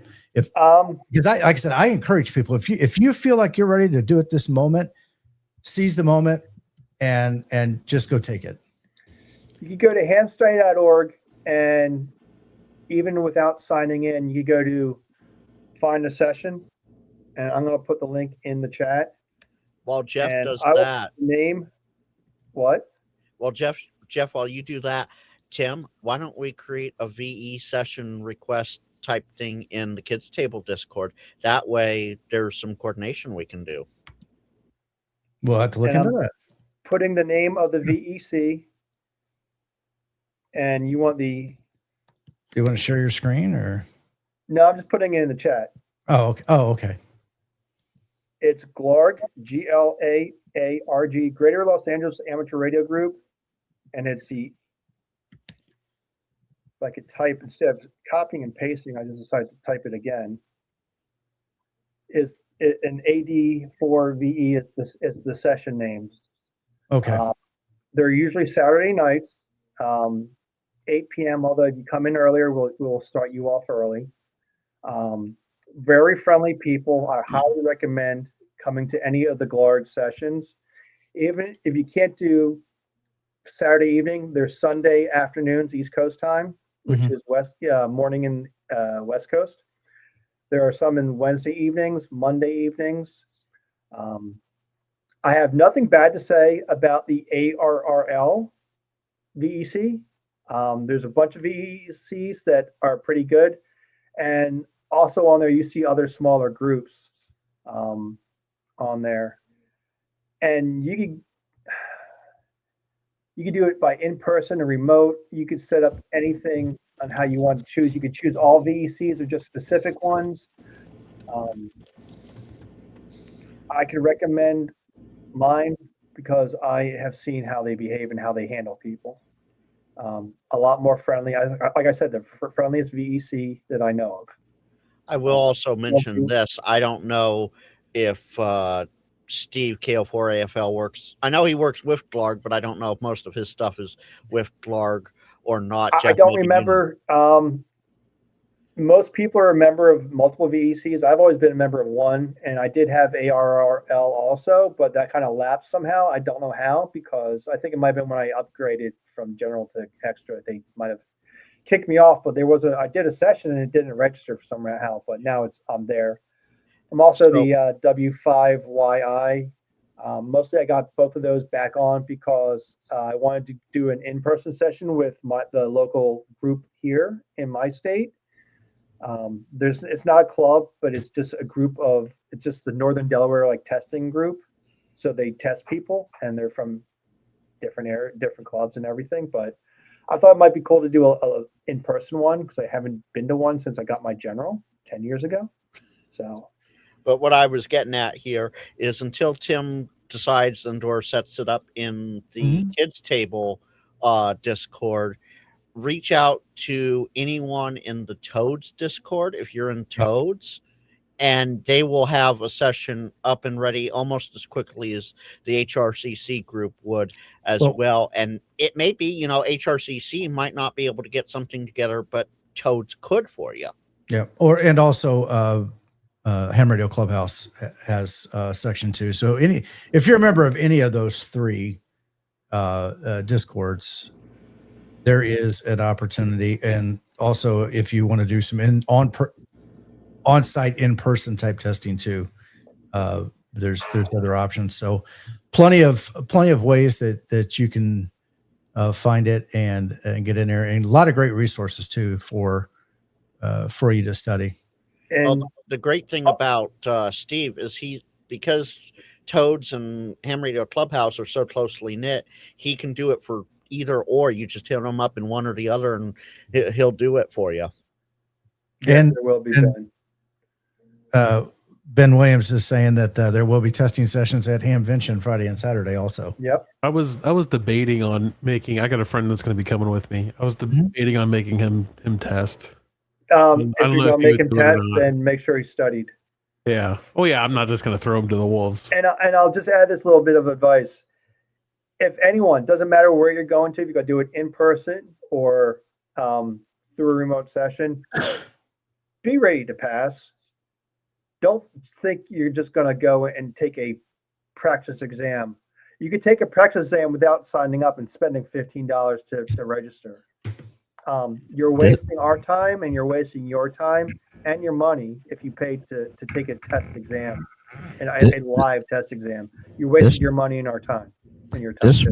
This week on what grinds Jeff's gears. No, it's not grinding my gears, but it does aggravate us when we could tell if the person's going to pass or not, usually within the first 5 questions or even with the first 2.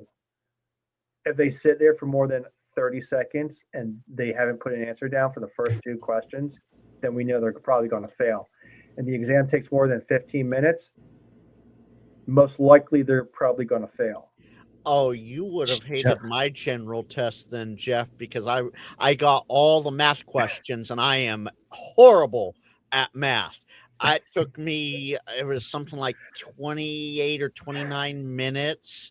And yeah, Well, I passed. There are some people that do take a little bit longer to go through the questions. I am one of them. I actually had to read it out, or at least read it quietly to myself. And someone said, I hope you guys don't mind, but I need to talk and like read these out. I was like, dude, I perfectly understand what you mean.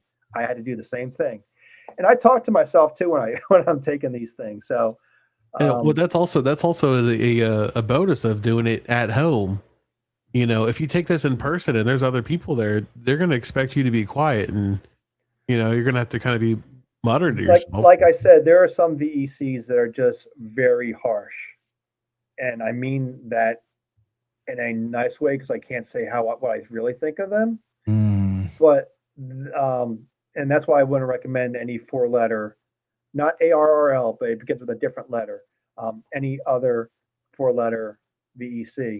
I'll just say it begins with a P. But they're a bit harsh, and I think that scares away people. The 2 people that I know that went through them, luckily they didn't get discouraged. It's like running into a sad ham on the air. You just get, so someone's going to just get discouraged right then and there and leave. And we don't want that. We want them to be a pleasant experience to come in and get licensed and then come back to us again to get their general and hopefully upgrade to their extra too. And hopefully, even if they thought that was like the coolest thing and had a great time doing it, that they become a VE also. We try to recruit people that pass most of the time they're extra. Sometimes we'll try to get some generals if they're interested, but we really try to recruit more extras because it's easier to test everyone when you're an extra.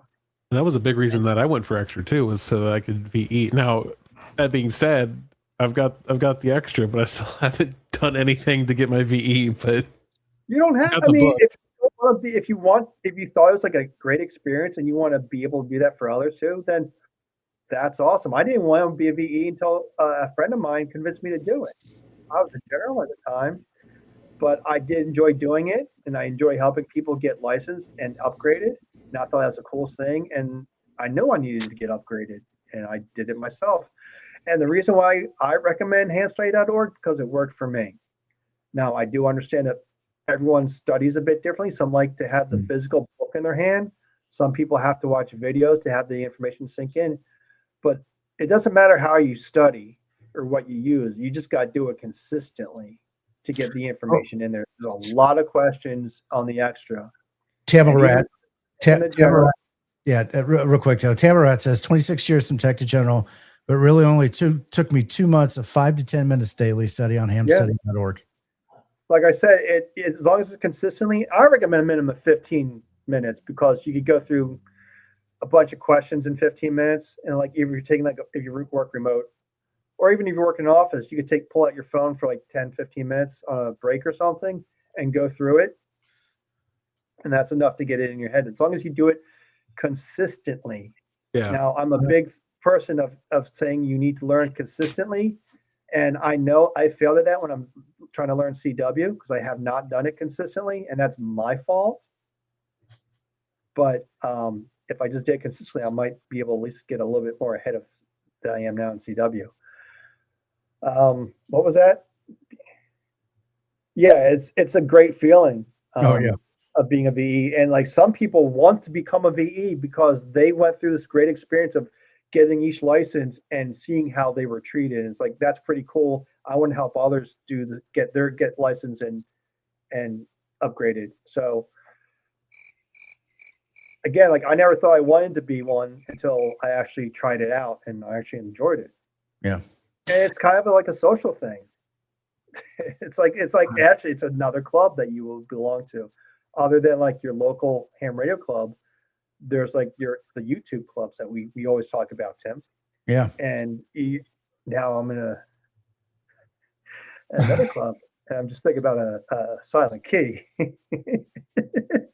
But yeah, I think it's a really, really cool experience and I'm glad that I became a VE. Yeah. So real quick, to back it up just a little bit, Andrew, you had mentioned something. You didn't say old men or old gay. What'd you say? You said old farts. Old farts. Grumpy old farts. Grumpy old farts. Yeah. All right. So, of course, being acronym based hobby, grumpy old farts. So the goffs. The goffs. So we got the OMs and the goffs. The goffs. Yeah. Oh, I'm thinking of goth. See how fast I can send that over CW. Yeah. So I want to start see guys. I want to see goffs used on the air to refer to grumpy old farts. Yeah. Yeah. So all right. Well, to back it up a little bit. We had talked about the POTA Campout that's coming up in September down in Kentucky. In the 26th, Frank has put the links in there. Brent was on here a little bit ago, and he did have to step out to take care of some family stuff. So there is a Facebook page set up and a groups IO. Go check that out. We just looked a little bit ago, and they are. All the campsites are already booked at the camp thing. So they're going to be looking for some alternative and extra camping in the area that you could do and maybe come over during the day and hang out to do that. So check that out. And, I encourage the Wisconsin boys have got theirs going on in the fall, the Northeast boys. And unfortunately, we invited Mike, and he wasn't able to. So we just said that Frank was going to have to impersonate Mike tonight in the Northeast boys to talk about their camp out. Yeah, but not only POTA. This is something that if you've got a group of people and you want to do a SOTA camp out too, the same kind of thing. And I know, I think Josh has done one where there's a group of them that went up and camped out on the summit, and yeah, and they have SOTA meetups. I won't call it a meetup. Christian, and one CLC. Ham Ninja. Yeah, Ham Ninja. He did a video on one out there in California. I thought it was pretty neat that there was people out there that got together and did the SOTA thing all together. And it was a camp out, wasn't it? It was like a whole weekend, right? Yeah. Well, I think we're all gonna hang out at the SOTA summit at what is that, a Taco Bell or something? Yeah, like that? I was just gonna say, like, whoever's in Cincinnati, come hang out to my SOTA. I got his Taco Bell on mine. It would be interesting if that was a Skyline Chili or something that was there. It would be. I keep saying, like, that's my goal for this year is to get as many out of towners to at least try Skyline Chili. You don't have to say you like it. You have to fall in love with it. Just try it. So Tim, Both Can't see the two Hollywood together. and Atlas came up with a good point here. Whoever has W1 GOF just made plans to change their call, says Hollywood. And Atlas said, I hope whoever has GOF in their call sign uses grumpy old farts now. Yeah. Yeah. So I slipped up one time, and Dave Hillbilly Ham, Great American Eagle, and I slipped up on a live stream and I said Great American Ego, and so now I just referred to him as the Great American Ego. That's a good one. Yeah, but and Colin, that's not golf. GOTH, it's GOF, grumpy old farts. Goth is what you're thinking of, Colin. I had that same thing. I was thinking of goth. Oh, But, yeah, I don't know if that's going to work in here. So hey, no. we are coming up on about an hour and 45 minutes. Yeah, wow. So we're yeah, hour and 46. Fun topics tonight.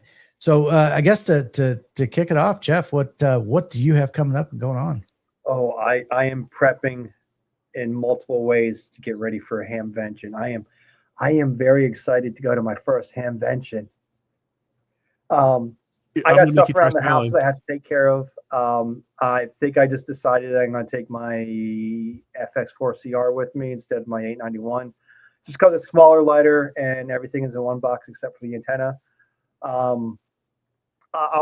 might decide to change that. I don't know yet. I have to figure out different stops along my route because I need to figure out where the parks are and like when I'm stopping, if I'm on a stop on the way there, on the way back, and whatnot. Stuff like that. Just found out that my website is down. Yay. I think I messed up the DNS record for it. So I just undid what I did. So it's going to take another day to get it to propagate. But when it comes back up, sign up for my mailing list, k3jersey.com. I just sent out the email yesterday. I got to create another one for next week. And videos coming out. I got to get work on videos. I've just been really busy with the 5.2 Simplex Challenge videos. That I just didn't work on anything else. I did squeeze out a POTA video or two in between, but yeah, don't spend your spare bag of purchases. Yeah, I'm going to have plenty. I got plenty of spare bags. Let me tell you, I got plenty of spare bags. And I got to start to figure out how I'm packing everything, not just clothes, but like gear. I got to figure out how I'm packing like stuff like that. So yeah, that's what I've been doing or will be doing. Awesome. Andrew, how about you? Let's see. I've got like the busiest 2 months coming up. This weekend I'm volunteering for the Flying Pig Marathon. That's like the Boston Marathon, but for Cincinnati people. We do MCOM communications there, so I'm going to be somewhere along the route. My niece is actually going to go with me. She wants to see what it's all about, so I'm excited for that. And hamvention prep, and then right after hamvention, I'm going out of town to vacation, and then coming back, and I got a whole bunch of other stuff I got to do. So it's just never ending. But yeah, I'm trying to hit the one park by my work. I'm trying to do a POTA at least once a week, and man, I am failing miserably at actually activating it. It's like a 30% success rate. So. Man. You taking enough power with you, or just time of day, or it's time limitations because I'm trying to do it on my lunch break. And then I'm also trying to film it, so that's a time sink. And then I'll run into some problems. So I don't know why, but my FTDX10 has just been a nightmare in the field. But every time I take my G90, the thing's amazing, and I activate the park no problem. So I might just take a bigger battery. Maybe that's what it is. But it runs fine when it's here in the shack. I make contacts and everything. It's just when I get out there, it doesn't work. No, just gotta play with it. When in doubt, choke it out. Yeah, I got like 6 chokes sitting here on my desk. Awesome. Yep. Frank, what do you got? Okay, I was about ready to drop your link. Not a whole lot. Let me get my link going here. I have cut out the coffee break net in the morning, so there is no longer a coffee break net in the mornings on my channel. It just wasn't living up to the expectations I had for it, so it went away. Simple as that. I'm still trying Sunday, Tuesday, and Thursday evenings overnight live stream. Of course, Thursday night, Frank's Something Else right after Coffee and Ham Radios. I have bumped it up so it's a little earlier for you on the East Coast, for those of you out there. Fridays, I have Fridays with Frank, and hopefully this works. Don't forget, guys. It's gonna be May. It's going to be May soon. That's about it for me, Tim. No clue what the heck that was. Really? Okay, hold on. It's gonna be May. It's Backstreet Boys. I never Try listened again, to them. It's a meme. Andrew, try again. Shame on you. Try again. Oh, is it? It's in sync. I'm sorry. It's in sync. Still never listened to them. When did they come out? Was it like the mid 90s? 90s boy band, yeah. I was listening to like a lot heavier stuff. And a special shout out here, EOD Kaboom. That's the other Tim, the third Tim, according to some. Timmy. Yeah, the treasury Tim in Guam.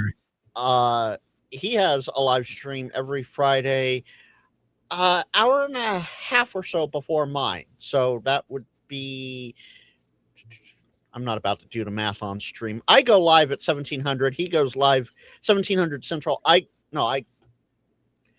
go live 1900 Central. He goes live an hour and a half before me. Check out EOD Kaboom. Y'all should invite me to your live streams. You should invite all of us to your live streams. Mm-hmm. Well, that delay on EOD though, that's going to be something. And no. We all want to come to your live stream. Mm-hmm. Jimmy, it's Jimmy and Timmy.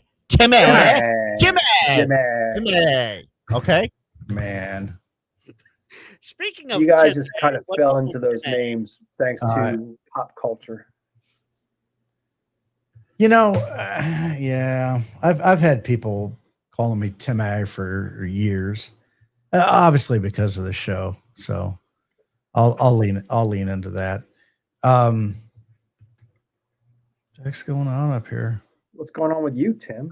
I don't know. I'm just looking at all the fun stuff here. So if people don't know, we did enable memberships on the kids table. So if you are interested, there's a join button in there somewhere. That money is money that we're going to put back into the community, and buying kits and things like that from other creators that are inside the community, not necessarily commercial interests, but people that were in the community to help support them, but also help support the people. So there is a join button down there if you are interested.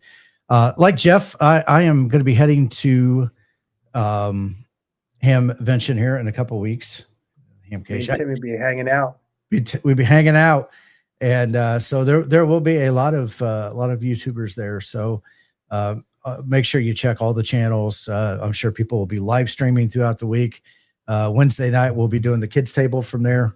I've done it the last couple of years, and it'll probably be something because it's in the evening. It'll be something in the probably in the hotel or Airbnb or whatever. Not necessarily out running around because it's on a Wednesday night.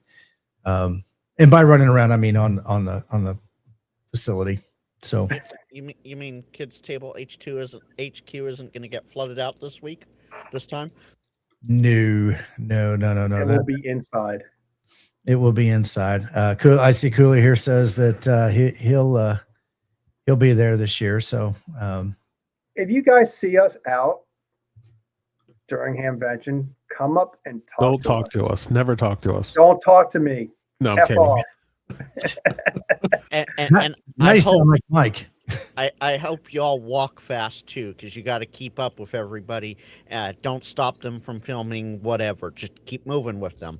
Yeah. So you know it's funny. Last year I went. Dane Portable Ham came with me, and he'd never been to Dayton, and he's walking around, he's looking at stuff, and I spent probably 90% of my time there talking to people, just communicating, and just meeting people. And I absolutely love that. I enjoy spending time with people and getting to know them, because then now there's people that I've met at multiple ham fests and everything. So I've got some stuff. I got a USB-C power adapter board for the KX2 that I'm going to get installed. I'm getting ready as soon as I get back from Dayton, like a couple of days, and then I'm taking off and going to a conference out in Las Vegas. So I will be doing some POTA out there. Last year or 2 years ago when I was out there, I did Red Rocks. Kevin, aka Mike, the traveling ham, Michael said he did a video from a public parking garage that's on a trail in downtown Las Vegas. So I think I'm going to probably do that during the week. But my goal is to, because I usually fly out there early. I try to get out there Saturday morning, bright and early as I can, and rent a car and take off for the weekend. So this time I'll probably head east and go over to Hoover Dam. There's a couple parks and stuff in that area, and maybe see how many states I can hit. Obviously, one of my goals when I travel for work or personal stuff is to try to activate states that I haven't activated yet, to get Take advantage of those opportunities, folks. Absolutely. So to do that, I take some portable gear with me. And last time it was the 705, and I absolutely love it. But it doesn't pack as well as the KX2. So want to get that up and running and ready, and if I can run it off a USB-C battery, then I'm happy with that too. So Keep it And simple. Robert says he'll be there with stickers at Hamvention. Yes. That was one of my most favorite parts of Hamvention last year, was just like trading stickers with everybody. Yeah. As I am gonna dumb and have childish fun. as that sounds to say out loud, but that was, I love stickers. It's kind of a cool Please. thing because people make the stickers just for these events. Some of them Yeah. will just make the same ones over and over again, which is fine. They're just like their logo or something like that. Tim? No, you make Actually- unique ones. Yes. You- Yeah, and I mean, actually, I that's had the what I was- idea too. I made unique ones for this year. but no, Well, Tim's mine will probably doing be it for unique all the because I will shows. not make them again. But I will have multiple sets of stickers, and I actually put it in my newsletter that I sent out the other night. That I have 50 Ready? only of a specific one. Catch spring. Up. Mine Those are in the are- other room. I'd have to go get them. But Those are unique to specifically this year of Dayton. So and I did one specifically for Orlando, and I'll do one for the Huntsville Hamfest too. Unique for that location and that year. So yeah, I as, thought about doing the same thing, but I just kind of decided not to, because in case like I don't get rid of them all, then I'm stuck with a bunch of stickers. But I think if I got like a small amount, like 50, I think I'd be fine. I'd definitely get rid of those. So I got 100. Occasionally, I mean, you could go all through them all in one day. Yeah. People ask for them. I've got them. I've had a couple people that said, "Hey, I can't make it. Can you save me a couple?" Yeah. Or save me one. But they have to meet up. I'm not going to mail it to them, but they have to meet up with me. So if I see somebody that I have a couple extras from Orlando with me, and there's 100 of them. So if I run out in day 2, then I run out in day 2. Yeah. All I Yeah, gotta say is make sure y'all give a sticker to Josh or Chuck so that they can bring it back here to the state for me. Well, you got to come, Frank. Frank, Yeah, you you can gotta send One me of a these self-stamped days, envelope. Tim. You can One send of me a these days. self-stamped envelope, and I'll definitely send you every sticker I have, so you have a collection. Yeah. Well, that's gonna be a big envelope. I can do that. Not every sticker I have, you silly goose. Just Yep. my channel stickers. Yep. Also, I am putting in the chat. I guess it went on this kid table. I do have a website set up and an email list too, also. So I'm working on some exclusive discount codes to share with people from different vendors, and also I'm going to put all the giveaways and things like that I do through there. So make sure you get signed up for that mailing list for my personal channel, Great Man POTA. So. Which I've already dropped. And it's not to piggyback off you, but I am piggybacking off you because You go right ahead. you reminded me that I am also doing 1,000 sub giveaway. So if you want to go to over in chat, I have dropped everybody's links, so everybody needs to go subscribe. Jody did say he went through his 30 boxes of QSL Smarties in 90 minutes. Yeah, needed to bring more. He did. Here, I'll put mine in there. And those are the Canadian Smarties. They taste better. Oh, right. I'm not allowed to put links in the chat. Andrew, I already put. I as each person talks, I put them through, but I'll put everyone's through again just to be safe. Alrighty. Yeah. Well, we have hit the 2-minute mark. The 2-hour mark. Yeah. Well, that's who. Come on, guys.